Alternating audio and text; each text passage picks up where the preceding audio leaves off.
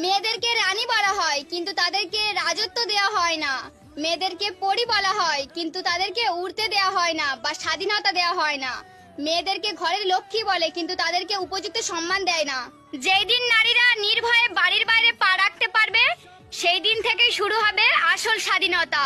সবাই মনে রাখবে যে হ্যাঁ, আমাদের দেশটা স্বাধীন, কিন্তু এখন নয়। হাতে জ্বলন্ত মোমবাতি, মুখে উলুধ্বনি আর শঙ্খর বাজনা শুনে সবাই বুঝবে হ্যাঁ, নারীরা সবসময় চুপ থাকে না।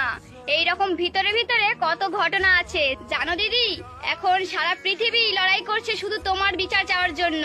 সত্যি আজ দেখলে মনে হয় যে দিদিটা দেখে যেতে পারতো মানুষ কি না করতে পারে। যেখানে বাড়ির লক্ষ্মীর কোনো নিরাপত্তা নেই সেখানে আবার কিসের লক্ষ্মীর ভান্ডার চলছে? মেয়েকে রাত্রিবেলা বাড়ির বাইরে যেতে দেবেন না, এটা ভুল কথা। আপনার ছেলেকে সন্ধ্যাবেলা বাড়ির বাইরে যেতে বারণ করবেন যতদিন না